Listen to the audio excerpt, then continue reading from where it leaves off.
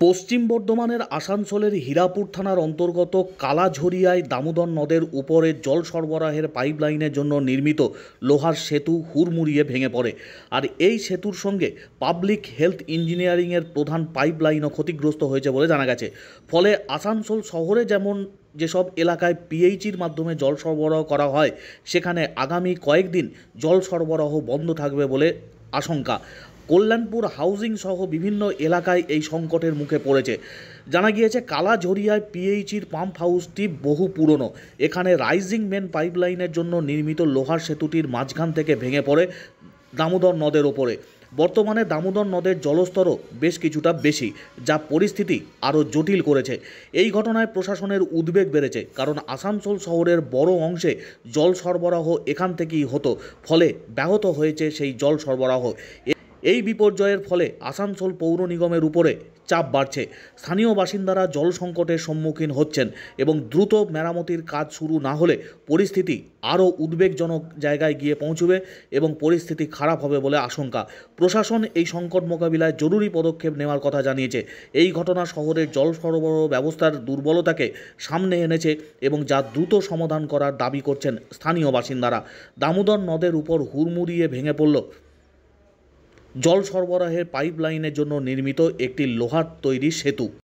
বিধায়িকা অগ্নিমিত্রা পাল তিনি সমাজ মাধ্যমে সরাসরি অভিযোগ করেছেন, প্রশাসনের নাকের ডগায় বালি চুরি হচ্ছে, আর তার ফল আজ হাতে হাতে পিএইচির জল প্রকল্পের বীজ ভেঙে পড়েছে।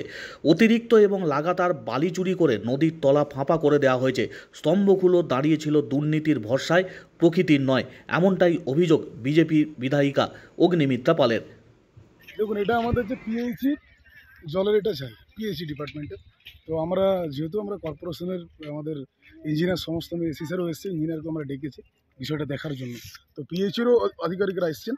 তো দেখা যাক এটা পিএইচির যারা কর্মকর্তা আছে তারা এটা কীভাবে কী করে, সেটার সঙ্গে যেটা যা মানে মানুষ যাতে জল পায়, যে কর্পোরেশনের লক্ষ্য মানুষ যাতে প্রবলেমের মধ্যে না পড়ে। এখানে জলের আমাদের এটা বন্ধ হয়ে যাবে, যেহেতু যেসব যাবে যেমন জামুরিয়া, রানীগঞ্জ, ডাং, মহিশালা, এই সকল মহিশালা জায়গায়, তো সেই জায়গায় জলের যোগানটা আমাদের কর্পোরেশন থেকে দিতে হবে।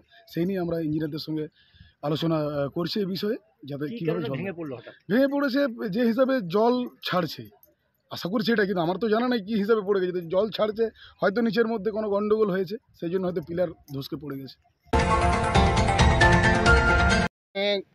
বিগত দিনে যে সমস্ত বালি বোট চলেছে, বালি এখানে পিলারগুলোকে 40 ফুট বালিতে ধরেছিল। বালি বোট চলার পরে বালি অনেক এখান থেকে চলে গেছে, ক্ষয় হয়ে গেছে। স্বভাবত পিলারগুলো নড়বড়ে হয়ে গেছে, আর ধরে রাখার ক্ষমতা নাই। যা যে বালিতে ধরেছিল সেই বালি যদি চলে যায়, তাহলে পিলার তো ওইভাবে একটা পিলার পড়ে গেল। পিলার পড়ে যাওয়ার ফলে বিপত্তি ঘটে গেল, ওটা জল ব্যবস্থাটা পাঞ্চাল হয়ে গেল। 93 সালে এটা 14ই অক্টোবর এটার পাম্প হাউসটার উদ্বোধন হয়েছিল। মাননীয় মুখ্যমন্ত্রী জ্যোতিবাবু উদ্বোধন করেছিলেন 1993 14 অক্টোবর।